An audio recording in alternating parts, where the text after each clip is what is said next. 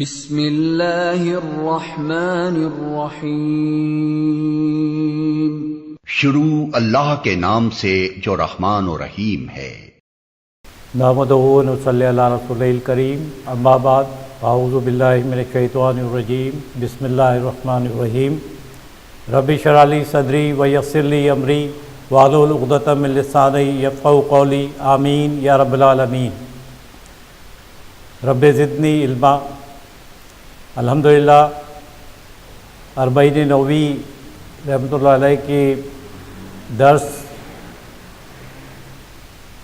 جو احادیث ہے ان کا مطالعہ جاری ہے۔ آئیے کچھ تعارف اربعین نووی کے مصنف کا۔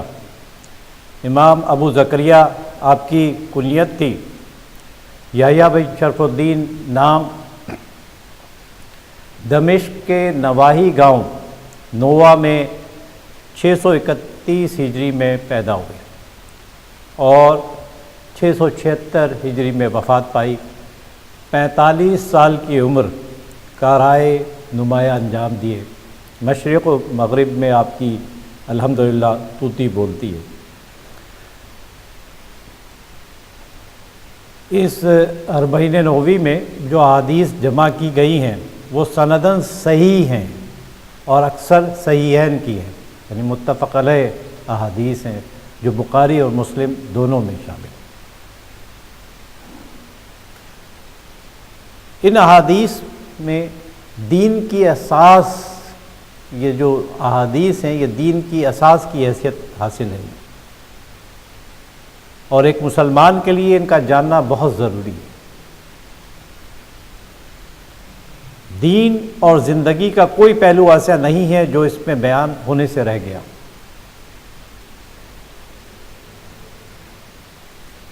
وہی قرآن کے الفاظ اور مفہوم دونوں اللہ تعالیٰ کی جانب سے ہیں، اور اس کو جیسے ہم پہلے بھی پڑھ چکے ہیں کہ وحی جلی کہتے ہیں، اور وحی خفی حدیث کو کہا جاتا ہے جس میں مفہوم من جانب اللہ لیکن الفاظ رسول اللہ صلی اللہ علیہ وسلم کے ہوتے ہیں، وحی خفی۔ اور آج ہم وحی خفی حدیث کا مطالعہ کرنے جا رہے ہیں۔ حدیث قرآن مجید کو سمجھنے اور اس پر عمل کرنے کے لیے سنت کو، حدیث کو، احادیث کا جاننا اور سمجھنا لازمی ہے۔ یہ دونوں لازم و ملزوم ہیں۔ لغوی طور پر ہر نئی چیز جدید وہ حدیث کہلاتی ہے، یہ تو لغوی تعریف ہے۔ اصطلاحی طور پر حدیث سے مراد ہر وہ خبر ہے جو رسول اللہ صلی اللہ علیہ وسلم سے منسوب کی گئی ہو۔ رسول اللہ صلی اللہ علیہ وسلم کے قول، فعل، تقریر، بیان ثبوتی کو حدیث کہتے ہیں۔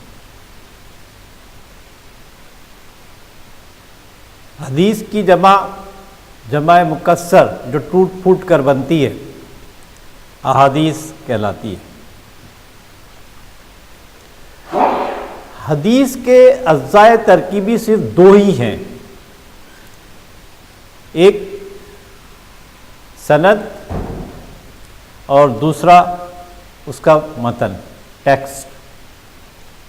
اب سند کی صورت میں یہ بات ہم بار بار کیوں کرتے ہیں؟ اس لیے کہ ہمیں یہ چین، کنٹینیوس چین آف ٹرانسمیشن کا پتہ ہونا چاہیے کہ کوئی ایک راوی جب کسی حدیث کو بیان کرتا ہے تو وہ اس کا تسلسل، اس کا سلسلہ تبع تابعی سے جوڑے گا، تابعی سے جوڑے گا، اور پھر صحابی، اور صحابی نے حضرت محمد صلی اللہ علیہ وسلم سے وہ بات سنی ہوتی ہے۔ تو یہ ایک کنٹینیوس چینج ہے جو کہ بہت اہم ہے۔ کن احادیث کے لیے؟ جو صحیح احادیث ہوں۔ اگر ان میں سے کہیں پہ بھی ایک جگہ بھی اس ٹرانسمیشن میں بریک آتا ہے، یہ تسلسل بریک ہوتا ہے تو وہ حدیث پھر ہم غریب، وہ حدیث ہم ضعیف کے زمرے میں ڈال دیتے ہیں۔ تو یہ چین بہت امپورٹنٹ ہے، اور الحمدللہ جن احادیث کا ہم مطالعہ کر رہے ہیں 40 نووی کی، وہ تمام کے تمام سندن صحیح احادیث ہیں۔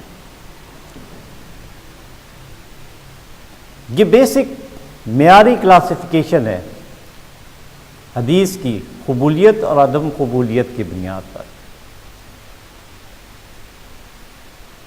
مقبول احادیث، ایکسیپٹیبل احادیث کیا ہیں؟ یا تو وہ صحیح ہوگی، ساؤنڈ احادیث کہلائیں گی، یا وہ حسن حدیث ہوگی اور گڈ احادیث کہلائے گی۔ یہ صحیح اور حسن کا فرق ایک چھوٹی سی معمولی سے ان 5 شرائط میں سے، جن کا کہ ہم پہلے بھی ذکر کر چکے ہیں، جو کہ ایک صحیح احادیث کے لیے لازمی ہوتی ہیں، ایک نقطہ، ایک پوائنٹ کمزور ہو جاتا ہے۔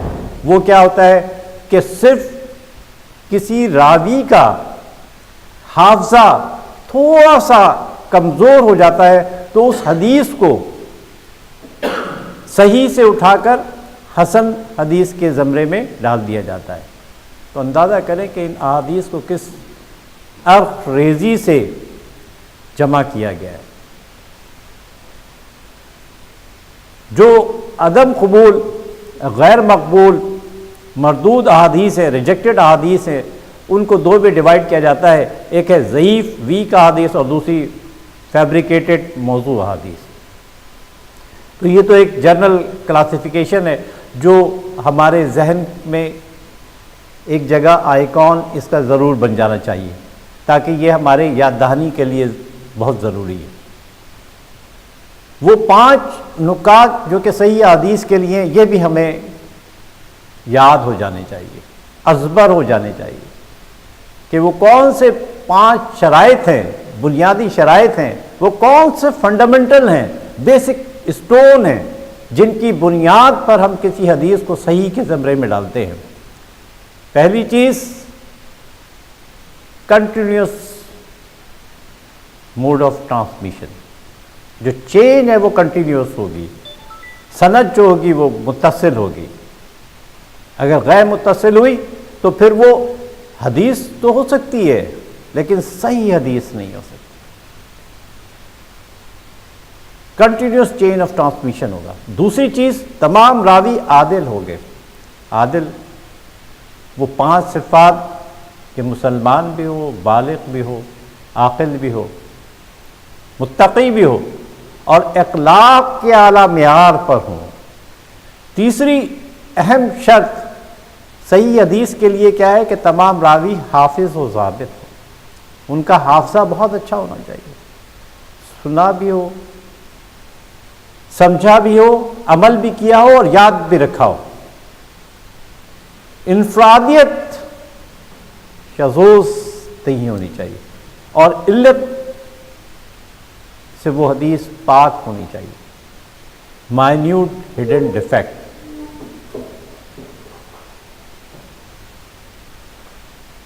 لا ریب تیری روح کو تسکین ملے گی، لا ریب تیری روح کو تسکین ملے گی، تو قرب کے لمحات میں قرآن پڑھا کر، آ جائے گا تجھے اقبال جینے کا قرینہ، آ جائے گا تجھے اقبال جینے کا قرینہ، تو سرور کونین کے فرمان پڑھا کر۔ تو الحمدللہ آج ایک اور فرمان پڑھنے کے لیے ہم جا رہے ہیں، اور اللہ کا جتنا شکر ادا کرے کم ہے کہ آج ہم 42 میں سے جو ٹوٹل 40 نووی کی احادیث ہیں، ان میں سے 36ویں حدیث کا مطالعہ کرنے جا رہے ہیں، اس کو پڑھنے جا رہے ہیں، اس کو سمجھنے جا رہے ہیں، جس کا عنوان ہے حسن معاشرت، طلب علم اور درس و تدریس کی فضیلت۔ یہ جو سلسلہ ایک چلا ہوا ہے، جو ہم اٹھ کر آ جاتے ہیں، اپنی نیندوں کو قربان کرتے ہیں، اتوار جیسے دن کو بھی ہم اٹھ کر اپنی تمام دوسری مصروفیات کو ترک کر کر یہاں پر جمع ہوتے ہیں، تو آج اسی حدیث کا مطالعہ کرنے جا رہے ہیں کہ یہ وہ کون لوگ ہیں، ان کی خصوصیات کیا ہے، ان کا کہاں ذکر ہوتا ہے۔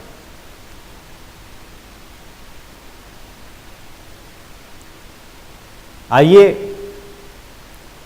اس حدیث کو پڑھنے سے پہلے، جیسے کہ یہ حدیث حضرت ابو ہریرہ رضی اللہ تعالی عنہ سے مروی ہے، تھوڑا سا حضرت ابو ہریرہ رضی اللہ تعالی عنہ کا تعارف۔ کثیر الروایت صحابی ہیں، ان 5 میں سے پہلے نمبر پر آتے ہیں۔ اب دیکھیے کہ 7 ہجری میں مشرف با اسلام ہوئے، 28 سال کی عمر تھی، غزوہ خیبر کا قلعہ جب فتح ہوا تو وہاں پر مشرف با اسلام ہوئے، اور اس وقت آپ کی عمر کتنی تھی؟ 28 سال، 7 ہجری، اور 58 سال 58 ہجری میں آپ کا انتقال ہوا، 78 سال کی عمر آپ نے وفات پائی۔ جب نسیان کے بارے میں آپ نے حضرت محمد صلی اللہ علیہ وسلم سے شکایت کی کہ میں بھول جاتا ہوں، مجھے یاد نہیں رہتا، تو حضرت محمد صلی اللہ علیہ وسلم نے آپ کے لیے خصوصی طور پر دعا کی اور اپنی چادر بچھائی، اس پر احادیث کو پڑھا اور پھر اس کو آپ کے سینے مبارک پر مارا، ٹچ کیا۔ تو اس کے بعد سے کیا ہوا کہ پھر آپ کبھی کوئی حدیث بھولے نہیں۔ ابو ہریرہ علم کا برتن ہے، پھر یہ چیز۔ حضرت محمد صلی اللہ علیہ وسلم کی وفات ہوتی ہے 11 ہجری میں، تو آپ اندازہ کر لیں کہ 7 ہجری اور 11 ہجری 4 سال کا وقفہ سائے کی طرح رہے حضرت محمد صلی اللہ علیہ وسلم کے ساتھ۔ دوسرے صحابہ کس پہ مال کے سلسلے میں دوڑ دھوپ کیا کرتے تھے، لیکن آپ کا ایک ہی مشغلہ تھا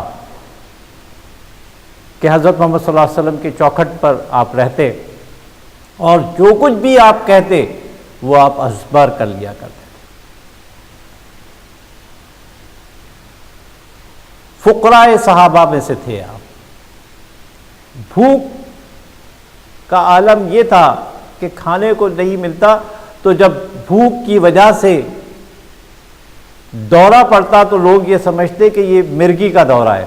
آپ خود بیان کرتے ہیں کہ جب میں بھوک کی وجہ سے تلملا اٹھتا اور مجھے کچھ کھانے کو نہیں ملتا تو مجھے اتنی شدید تکلیف ہوتی کہ اس طریقے سے میں گر پڑتا، بے ہوش ہو جاتا کہ لوگ یہ سمجھتے کہ اس کو مرگی کا دورہ پڑ گیا ہے، جوتا سنگاتے اور دوسری چیزیں کیا کرتے تھے۔ لیکن آپ خود کہتے ہیں کہ مجھے یہ اس وجہ سے نہیں تھا بلکہ بھوک کی وجہ سے تھا۔ تو دیکھیں دوستوں کہ کس طریقے سے کیسے چیزیں لگے رہے۔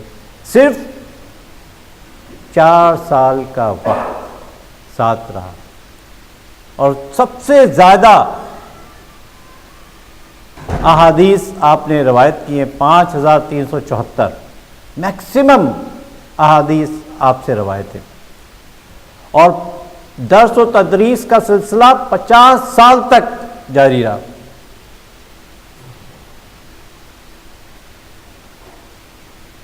تو کہنے کا مطلب یہ ہے کہ دوستو، یہ ایک چھوٹا سا تعارف اس لیے کیا کہ آج جو حدیث ہم پڑھنے جا رہے ہیں اس کی روایت بھی حضرت ابو ہریرہ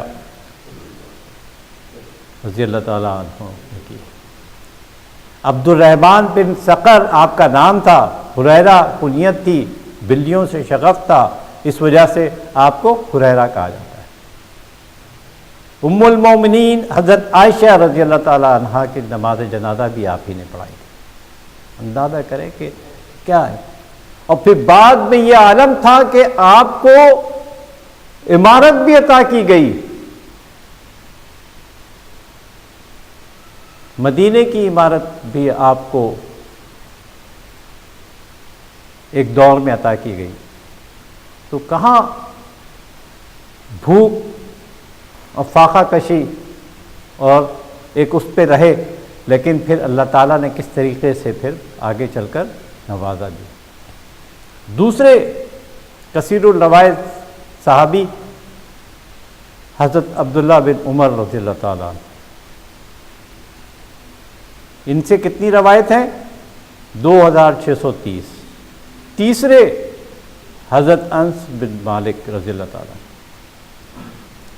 93 ہجری، 103 سال کی عمر میں وفات پائی، اور آپ کی جو نماز آپ پڑھا کرتے تھے وہ رسول اللہ صلی اللہ علیہ وسلم کی نماز کے مشابہ تھی۔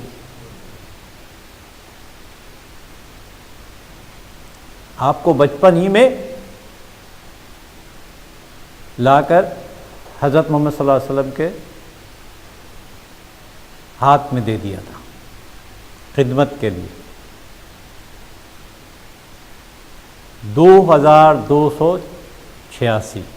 چوتھے نمبر پر ام المومنین حضرت عائشہ رضی اللہ تعالیٰ، 2210۔ اور آخری 5ویں نمبر پر حضرت عبداللہ بن عباس رضی اللہ تعالیٰ عنہ ہیں، 1660۔ تو یہ ایک جنرل سا چھوٹا سا خاکہ تھا کہ 5 کثیر الروایت صحابی اور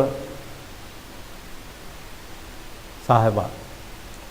آئیے آج جو حدیث ہم پڑھنے جا رہے ہیں وہ کس نے روایت کی ہے؟ ان ابی ہریرہ قال قال رسول اللہ صلی اللہ علیہ وسلم، کثیر الروایت صحابی عبد الرحمن بن صقر کیا کہتے ہیں؟ من نفس عن مومن قربۃ من قرب دنیا نفس اللہ عنہ قربۃ من قرب یوم القیامہ۔ جس آدمی نے کسی مومن سے دنیا میں مصیبتوں کو دور کیا، اللہ تعالیٰ اس سے قیامت کے دن کی مصیبتوں کو دور کرے گا۔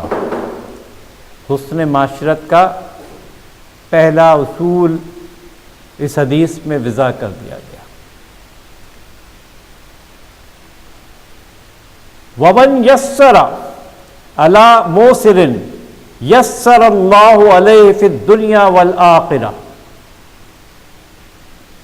اور جس نے تنگ دست پر آسانی کی، اللہ اس پر دنیا میں اور آخرت میں آسانی کرے گا۔ ایک اور اہم اصول بتا دیا گیا۔ وَمَنْ سَتَرَ عَلَى مُسْلِمًا سَتَرَ اللَّهُ فِي الدُّنْيَا وَالْآخِرَةِ، اور جس نے کسی مسلمان کی پردہ پوشی کی، اللہ تعالیٰ اس کی دنیا و آخرت میں پردہ پوشی کرے گا۔ ایک اور اہم معاشرتی اصول کی طرف رہنمائی کر دی گئی۔ وَاللَّهُ فِي عَوْنِ الْعَبْدِ مَا كَانَ الْعَبْدُ فِي عَوْنِ أَخِيهِ، اور اللہ اس بندے کی مدد میں ہوتے ہیں جو اپنے بھائی کی مدد میں لگا ہوتا ہے، اس کی مدد کر رہے ہوتے ہیں۔ 4 معاشرتی اصول حسن معاشرت کے بتا دیے گئے۔ وَمَنْ سَلَكَ طَرِيقًا يَلْتَمِسُ فِيهِ عِلْمًا سَهَلَ اللَّهُ لَهُ بِهِ طَرِيقًا إِلَى الْجَنَّةِ، اور جو ایسے راستے پر چلا جس میں علم کی تلاش کرتا ہو، اللہ تعالیٰ اس کے لیے ذریعہ جنت کا راستہ آسان فرما دیتے ہیں۔ جو علم کے راہ پر چلتا ہے اس کے لیے جنت کا راستہ آسان کر دیتے ہیں۔ اب وہ اس کی آگے تشریح ہو رہی ہے۔ وَمَجْتَمَعَ قَوْمٌ فِي بَيْتٍ فِي بُيُوتِ اللَّهِ يَتْلُونَ كِتَابَ اللَّهِ وَيَتَدَارَسُونَهُ بَيْنَهُمْ،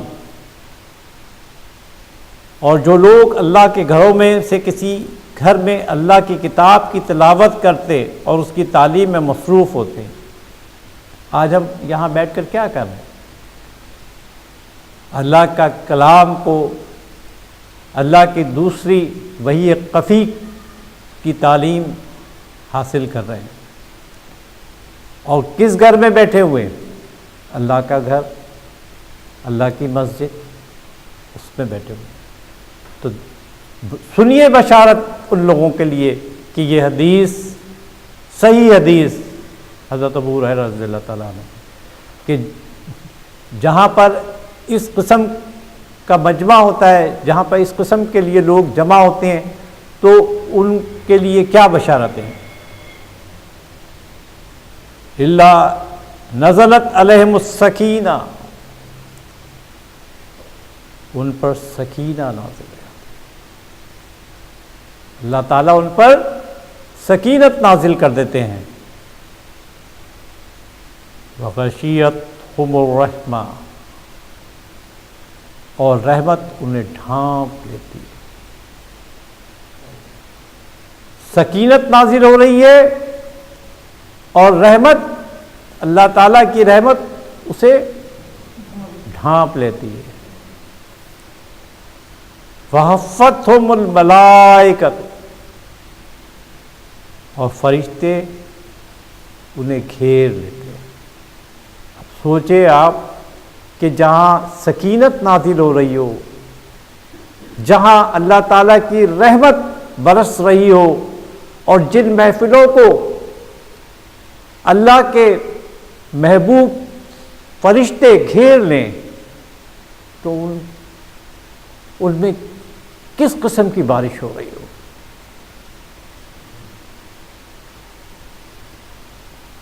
وَذَكَرَهُمُ اللَّهُ فِي مَنْ عِنْدَهُ،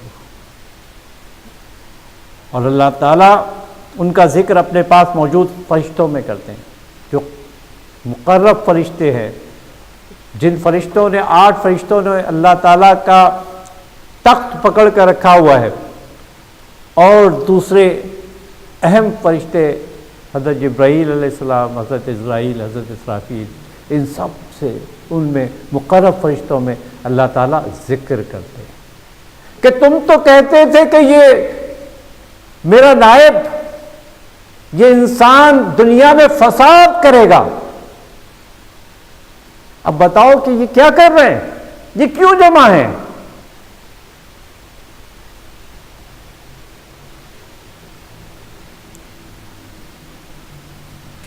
وَمَنْ بَطَاعَ بِهِ عَمَلُهُ لَمْ يُسْرِ بِهِ نَسْبُهُ، اور جس شخص کو اس کے اپنے اعمال نے پیچھے کر دیا تو اسے اس کا نسب آگے نہیں بڑھا سکتا. جڑی کاٹ دی. تکبر، غرور، ہر چیز کی جڑ کٹ گئی. اعلیٰ عرفہ،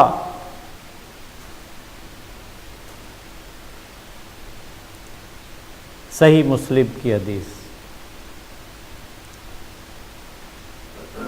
الحمدللہ یہ 36ویں حدیث اربعین نووی کی، اس کا متن اور اس کا اردو ترجمہ آپ کے سامنے پڑھا گیا. آئیے دوسری قرآن اور احادیث کی روشنی میں اس کا مطالعہ کرتے ہیں. پہلی بات جو اس حدیث میں بتائی گئی وہ کیا ہے؟ خدمت خلق.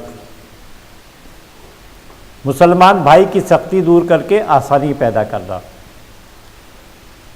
من نفس عن مومن کربۃ من کرب الدنیا نفس اللہ عنہ کربۃ من کربہ یوم القیامہ. جس آدمی نے کسی مومن سے دنیا میں مصیبتوں کو دور کیا، اللہ تعالیٰ اس سے قیامت کے دن کی مصیبتوں کو دور کرے گا. اہم معاشرتی اصول بتا دیا گیا، حسن معاشرت کا پہلا اصول.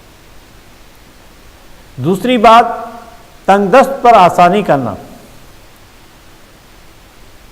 اور جس نے تنگ دست پر آسانی کی، اللہ اس پر دنیا میں اور آخرت میں آسانی کرے گا. نہ صرف یہ کہ آخرت بلکہ دنیا میں بھی اس کے لیے آسانی رہے گی. اس کے لیے ایسی جگہ سے راہیں کھلتی ہیں کہ آپ خود بھی اس کا مشاہدہ کرتے ہیں کہ جن کا آپ تصور بھی نہیں کر سکتے کہ اس جگہ سے اللہ تعالیٰ مدد فرماتے ہیں. اور کیسے کرتے ہیں، کیسے غیب سے مدد ہوتی ہے، وہ آپ اپنے مشاہدوں سے اس بات کے گواہ ہیں کہ کس طریقے سے اگر آپ اور ہمارا اور آپ کا ایمان اگر اللہ پر پختہ ہو جائے تو کیسے اللہ تعالیٰ مدد کرتے ہیں.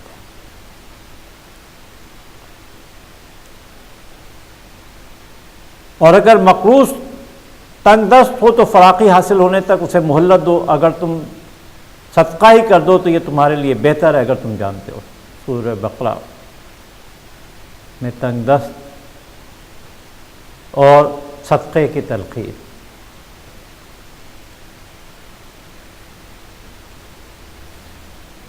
حضرت حذیفہ رضی اللہ تعالیٰ عنہ سے روایت ہے کہ رسول اللہ صلی اللہ علیہ وسلم نے فرمایا، کیا کہا؟ تم سے پہلی امت کے ایک شخص کی روح سے فرشتے ملے تو ان فرشتوں نے پوچھا، کیا تم نے کوئی نیکی کی ہے؟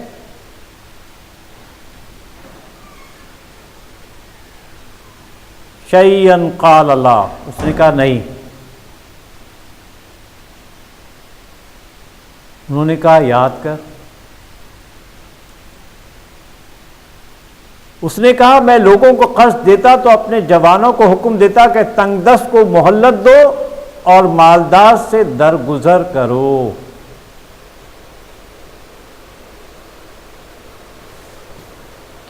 اللہ تبارک و تعالیٰ نے فرشتوں سے فرمایا تم بھی اس سے درگزر کرو.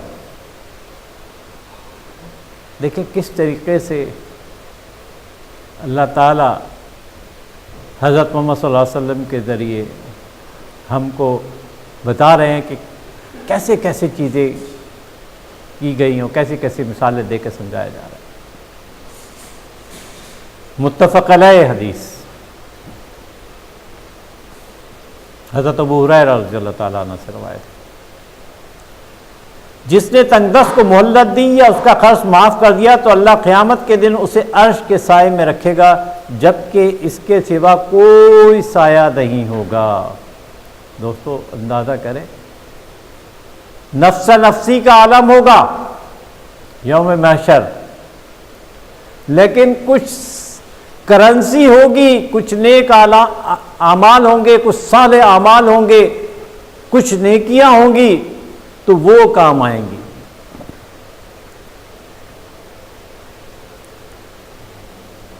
تیسری بات جو اس حدیث میں بیان کی گئی، عیب پوشی. سورۃ الحجرات،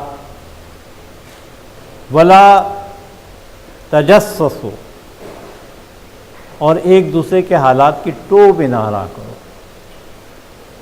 بہت ساری معاشرتی برائیاں اس صورت کی مختلف آیات میں ذکر کی گئی ہیں، ان میں سے ایک ٹو کرنا.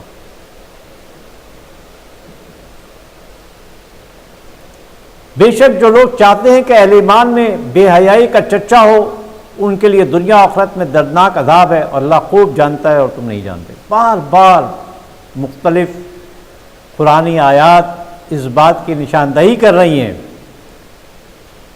کہ جو اس حدیث میں بات بیان کی گئی ہے اس کو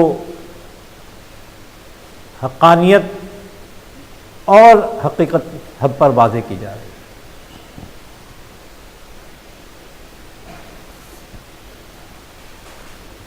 حضرت انس رضی اللہ تعالیٰ 103 سال باحیات رہے.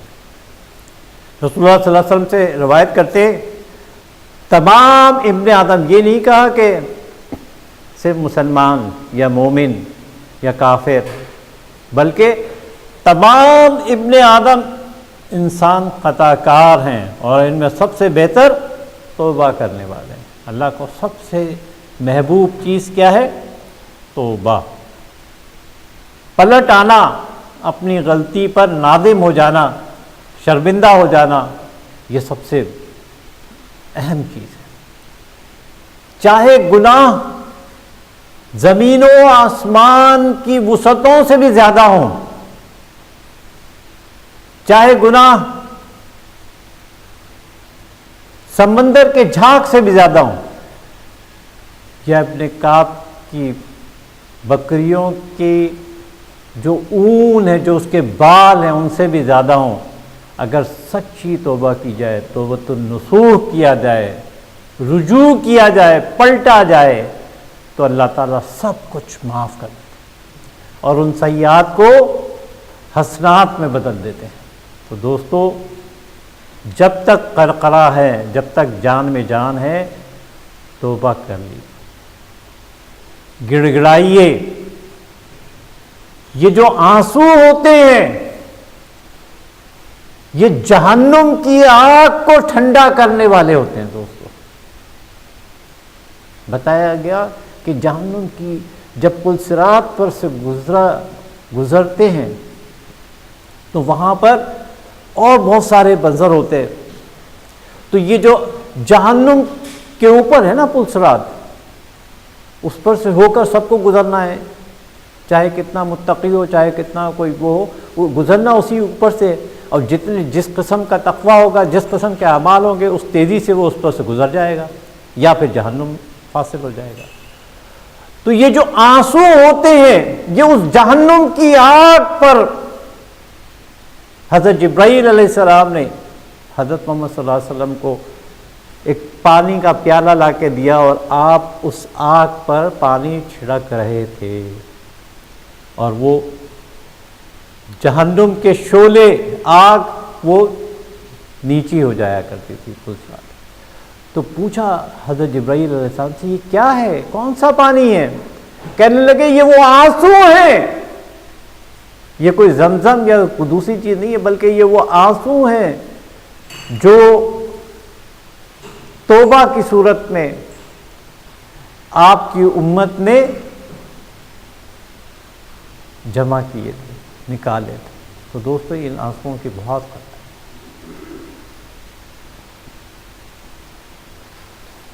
اللہ کے ذمے ہے توبہ قبول کرنا ایسے لوگوں کی جو کوئی بری حرکت کر بیٹھتے ہیں جہالت اور نادانی میں، پھر جلد ہی توبہ کر لیتے ہیں، تو یہی ہیں جن کی توبہ اللہ قبول فرمائے گا۔ اللہ تعالیٰ باخبر ہے، حکیم و دانا ہے۔ بار بار دیکھیں توبہ، اگر جو قوم توبہ نہیں کرتی تو اس کو بدل دیا کرتے ہیں اور اس کی جگہ دوسروں کو لے آتے ہیں۔ اب اس کی مثالیں پوری تاریخ بھری پڑی ہے۔ بھائی کی مدد کرنا چوتھی نصیحت، اور اللہ اس بندے کی مدد میں ہوتے ہیں جو اپنے بھائی کی مدد میں لگا ہوتا ہے۔ آئیے ایمان افروز واقعہ۔ ابو جہل، مکہ میں ایک تاجر آیا اور ابو جہل نے اس سے بہت سا مال اسباب سب خرید لیا، لیکن اسے پیسے نہیں دیے۔ بدماشی، غنڈہ گردی جو آج کل کا ہے، تو یہ اس زمانے میں بھی تھا۔ اب وہ بیچارہ نیا وارد، اس کا وہاں کوئی جاننے والا نہیں، اب وہ لوگوں سے فریاد کرتا ہے، جو لوگ وہاں پہ ہیں ان سے فریاد کرتا ہے کہ مجھے میرے پیسے دلا دو۔ ہر ایک، لازم بات ہے کہ ابو جہل سے کون کہے گا، ہر ایک کنارہ کشی اختیار کرتا ہے، کوئی اس کی مدد کے لیے تیار نہیں ہوتا۔ شرارت سوچتی ہے سرداروں کو مکہ کے، وہ شخص جو وہاں نماز پڑھ رہا ہے اس کے پاس جاؤ، تمہارا مال دلوا سکتا ہے۔ حضرت محمد صلی اللہ علیہ وسلم وہاں نماز پڑھ رہے تھے، تو کہتے ہیں انہوں نے کہا کہ جاؤ، یہ شخص میں مال اس کا دلا دے گا۔ اب دیکھیں اس کی نیت، اس کا خلوص، اور پھر حضرت محمد صلی اللہ علیہ وسلم، ابو جہل حضور کا بدترین دشمن، اس کے باوجود آپ اس تاجر کے ساتھ اس کے گھر جاتے ہیں، اور سنیے کیا کہتے ہیں، اور دروازے پر جاتے ہیں، دستک دیتے ہیں۔ کیا کہتے ہیں؟ ابو جہل باہر آیا تو آپ نے فرمایا کہ اس کا مال ادا کر دو۔ وہ فوراً اندر گیا اور خاموشی کے ساتھ جا کے مال لے آیا۔ یاد کریں وہ حدیث کہ حضرت محمد صلی اللہ علیہ وسلم کو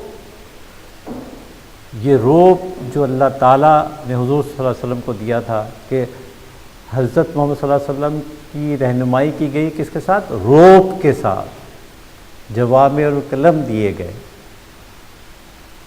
تو یہ وہ روب تھا جس کی وجہ سے اس نے چوں چرا نہیں کیا اور فوراً سے لا کر اس کے پیسے ادا کر دیے۔ ایک اور واقعہ یاد کیجیے طلب علم کی فضیلت کے سلسلے میں۔ جب احادیث جمع کی گئیں تو اس کے لیے محدثین نے دور دراز کے سفر کیے۔ جب کسی کو پتہ ہوتا تھا کہ مکے میں کوئی ہے یا شام میں کوئی ہے، اس کے پاس یعنی ایک صحیح روایت موجود ہے، کم راوی ہیں، تو وہ دور دراز کا سفر کرتے اور اس تک پہنچایا کرتے تھے، اور صرف وہاں پر کیا مدعا بیان کرتے کہ میں تمہارے سے صرف یہ حدیث سننے آیا ہوں، اور حدیث سنتے اور فوراً سے اس کے بعد واپس چلے جاتے۔ دوستو، شیخ عبد القادر جیلانی رحمۃ اللہ علیہ کا واقعہ یاد کیجیے کہ ان کی والدہ ان کو حصول علم کے لیے بھیجتی ہیں۔ کچھ اشرفیہ ان کے واسکٹ کے اندر سی دیتی ہیں، ڈاکہ پڑتا ہے، ڈاکو آتے ہیں، پورے کے پورے قافلے کو لوٹ لیتے ہیں۔ جس سے بھی کہتے ہیں کہ بھئی تمہارے پاس کچھ ہے، تو وہ کہتا ہے نہیں میرے پاس کچھ نہیں، اور پھر جب اس کی تلاشی لی جاتی تو اس سے وہ چیزیں نکلتی۔ اس طریقے سے سب کی جامع تلاشی ہوئی۔ جب وہ اس بچے کے پاس آئے ڈاکو، تو انہوں نے کہا تمہارے پاس کچھ ہے؟ اس نے کہا ہاں ہاں ہے، میرے پاس ہے۔ کہنے لگے کیا ہے؟ کہنے لگے 40 اشرفیاں ہیں۔ تو کہنے لگے ہمیں تو تمہیں نظر نہیں آ رہی۔ تو وہ ان کو جب یہ بتاتا ہے کہ میرے پاس یہ 40 اشرفیاں اس طریقے سے میری ماں نے سی کے رکھی ہوئی ہیں، جب وہ وہاں سے کھولتے ہیں اور دیکھتے ہیں کہ وہ نکل آتی ہیں، تو اس کا اثر یہ ہوتا ہے کہ جو ان کا سردار ہوتا ہے وہ اس کی دیانت، اس کی امانت، اس کی سچائی اس کے دل میں ایسے گھر کرتی ہے کہ وہ فوراً سے اس تمام جو چیز وہ کر رہا ہوتا ہے اس سے تائب ہو جاتا ہے اور ایک دین کا سچا مومن بن جاتا ہے، اور جتنی چیزیں لوٹی تھیں وہ سب کے سب اس واپس کر دیتا ہے۔ دیکھیں طلب علم کی فضیلت، علم حاصل کرنے جا رہے ہیں، درس کیا دے رہے ہیں اور کس طریقے سے ابھی وہاں پہنچے نہیں ہیں اور راستے میں تبدیلیاں شروع ہو گئیں، کس طریقے سے اللہ جنت کی راہیں کھول دیا کرتا ہے۔ تو یہ ہے دوستو اس حدیث کا۔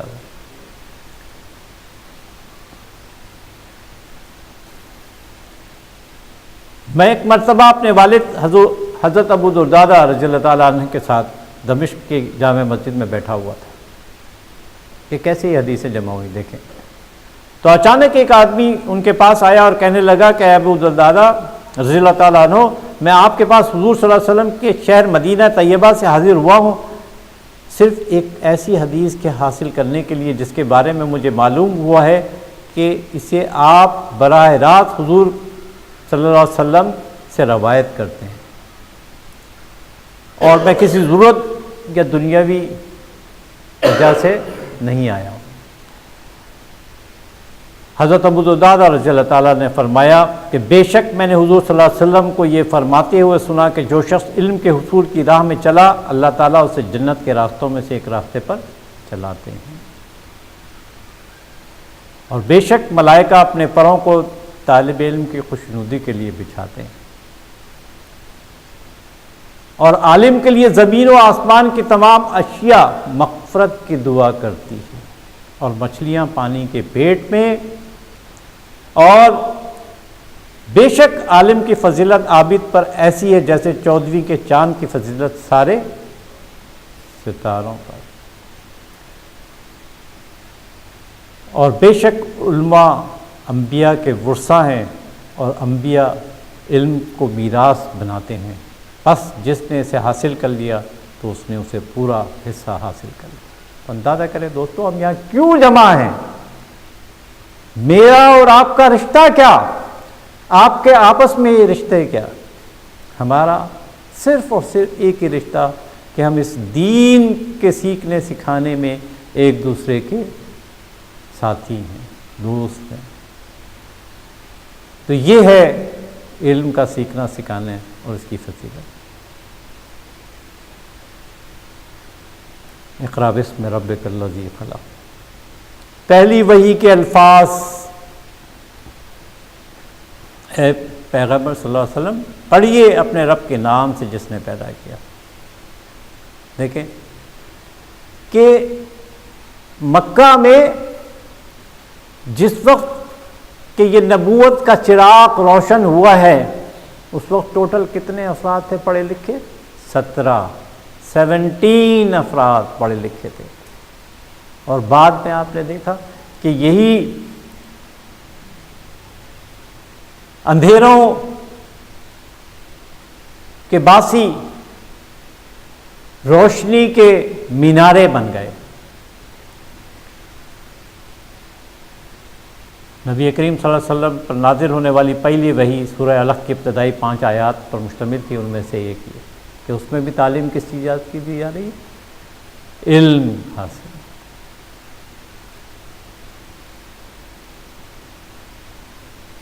قل ان صلاتی و نسکی و محیایا و مماتی للہ رب العالمین، آپ صلی اللہ علیہ وسلم کہیے میری نماز، میری قربانی، میری زندگی اور میری موت اللہ ہی کے لیے ہے جو تمام جہانوں کا پروردگار ہے۔ مثال ان لوگوں کی جو حامل تورات بنائے گئے پھر وہ اس کے حامل ثابت نہ ہوئے، اس گدھے کی مثال ہے جو اٹھائے ہوئے ہے کتابوں کا بوجھ۔ اس طریقے سے اللہ تعالیٰ اپنی مختلف آیات میں بار بار نشاندہی کر رہے ہیں کہ صرف لاد لینے سے انسان تعلیم یافتہ نہیں ہو جاتا، بلکہ اس پر عمل کرنا ضروری ہے۔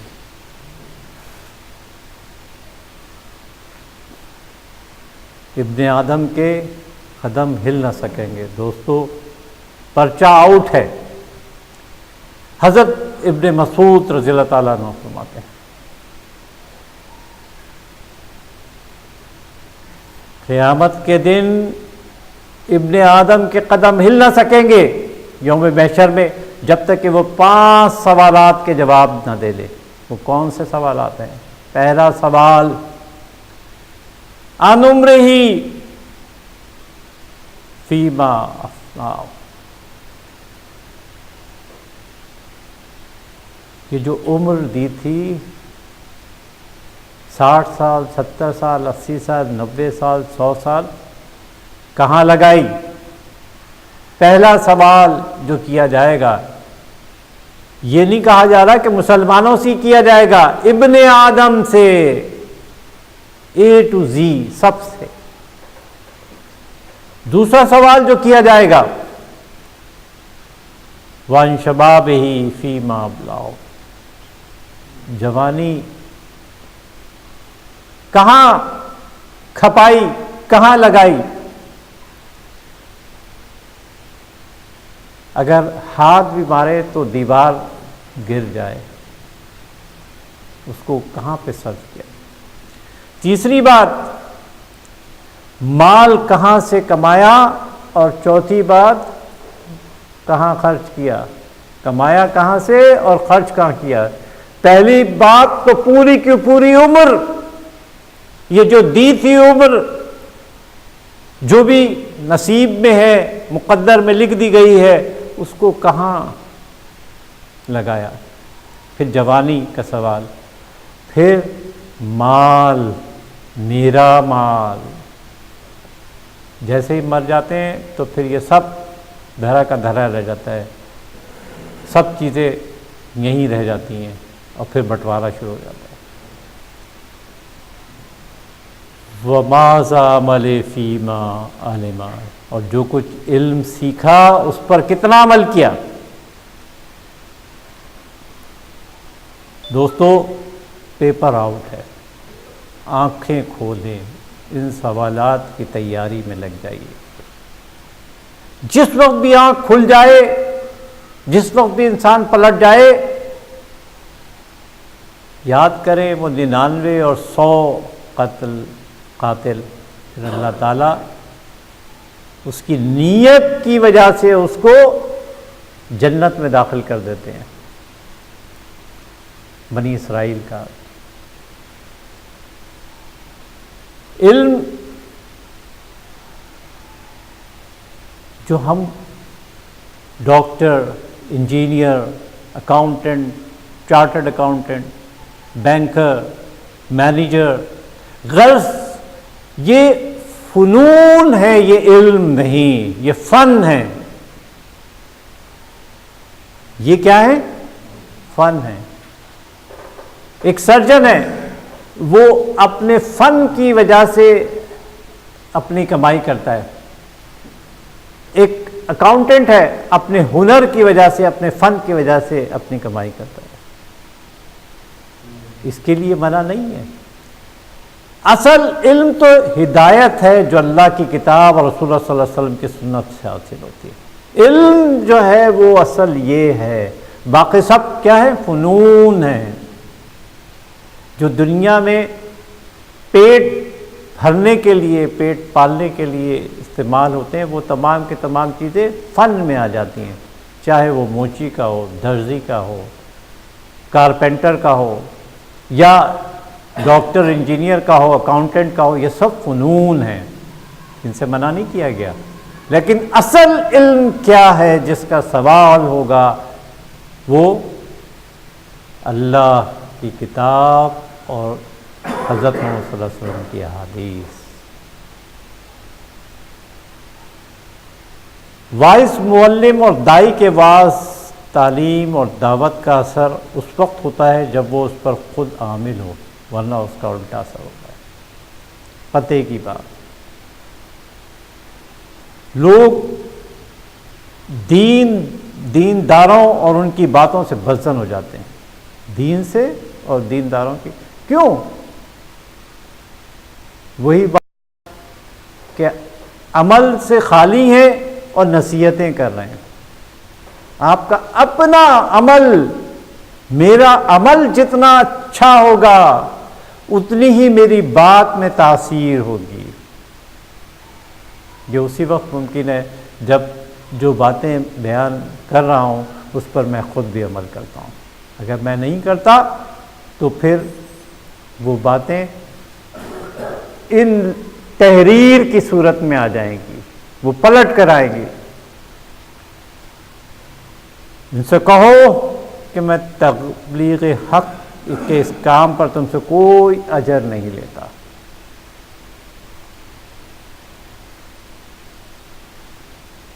اے لوگو، ہم نے تمہیں پیدا کیا ایک مرد اور ایک عورت سے، اور ہم نے تمہیں مختلف قوموں اور قبیلوں میں تقسیم کر دیا تاکہ تم ایک دوسرے کو پہچان سکو۔ یقیناً تم میں سب سے زیادہ باعزت اللہ کے ہاں وہ ہے جو تم میں سب سے بڑھ کر متقی ہے۔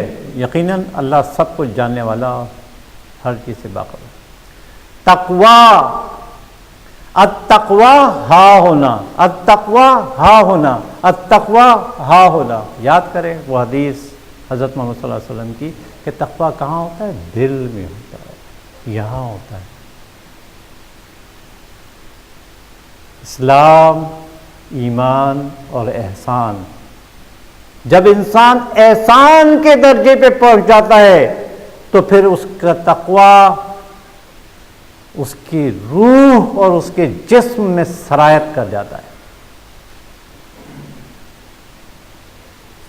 موسیٰ نے ان سے کہا، خضر علیہ السلام، کیا میں آپ کے ساتھ اس غرض سے رہ سکتا ہوں کہ آپ کو بھلائی کا جو علم عطا ہوا ہے اس کا کچھ حصہ مجھے بھی سکھا دیں؟ دیکھیں، سیکھنے سکھانے کے لیے کوئی چیز بیریئر نہیں ہے۔ ایک نبی سیکھ رہے۔ دوستو، تو یہ جو ہم بیٹھے ہیں یہاں، جو جمع ہوئے ہیں، تو یہ یوں ہی نہیں، یہ سب اللہ کی برکات ہے، اللہ کے اذن سے یہاں جمع ہوئے ہیں۔ حضرت ابراہیم علیہ السلام کے والد حضرت نوح اور حضرت لوط علیہ السلام کی بیویاں ان کے نسب کی وجہ سے جنت میں نہیں جائیں گی. یاد کرے حضرت نوح علیہ السلام کا بیٹا جب کشتی پر تمام کے تمام ایمان والے جمع ہو گئے تھے تو پانی کی لہریں اونچی جا رہی تھی، تو کیا ہو رہا تھا کہ اپنے بیٹے کو آواز دی، ایک لہر آئی تو وہ سمجھا کہ میں اوپر چڑھ جاؤں گا. تو آپ نے کیا کہا؟ وہ مکالمہ یاد کریں جس میں اللہ تعالیٰ نے حضرت نوح علیہ السلام کو کس بات کی تنبیہ کی کہ یہ تمہاری نسب میں سے نہیں ہے.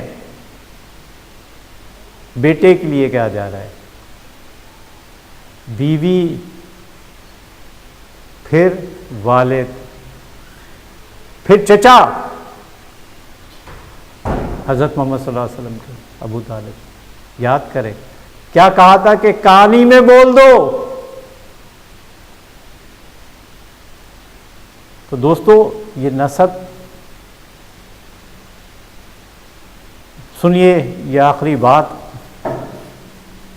ابو سلمہ بن عبد الرحمن رضی اللہ تعالیٰ روایت کرتے ہیں کہ جب اللہ تعالیٰ نے یہ آیت نازل کی تو رسول اللہ صلی اللہ علیہ وسلم کھڑے ہو گئے اور آپ صلی اللہ علیہ وسلم نے فرمایا، کیا فرمایا؟ اے گروہ قریش، تم اپنی جانوں کو بچاؤ، میں اللہ کے عذاب سے تمہیں کچھ بھی نہیں بچا سکتا. اے بنی عبد مناف، میں تمہیں اللہ کے عذاب سے نہیں بچا. اپنے قبیلے کو مخاطب کر کے فرما رہے ہیں. دوستو، اے عباس بن عبد المطلب، میں تمہیں اللہ کے عذاب سے کچھ بھی نہیں بچا سکتا. اور اے صفیہ رسول اللہ کی پھوپھی، میں تمہیں اللہ کے عذاب سے کیسے بچا سکتا ہوں. یہ بات یہیں ختم نہیں ہو جاتی دوستو، بلکہ اور اے فاطمہ بنت محمد صلی اللہ علیہ وسلم، تم مجھ سے میرا مال جس قدر چاہو لے لو، مگر اللہ کے عذاب سے تمہیں میں نہیں بچا سکتا. دوستو، یہ ہے وہ نسل جس کی اس حدیث میں یاد دہانی کرائی گئی ہے کہ نسب کی وجہ سے کوئی بخشش نہیں ملے گی، کوئی ایڈوانٹیج نہیں ملے گا. الحمدللہ آج ایک اور حدیث اختتام پذیر پر ہوئی، اور یہ تمام چیزیں اس ویب سائٹ پہ drmrdashafiqbhai.com پر ڈال دی گئی ہیں. آپ سے گزارش ہے کہ اس کو زیادہ سے زیادہ اور لوگوں تک پہنچائیں. یہ صدقہ جاریہ ہے. سبحان ربک رب العزت عما یصفون وسلام علی المرسلین والحمد للہ رب العالمین. جزاکم اللہ خیر.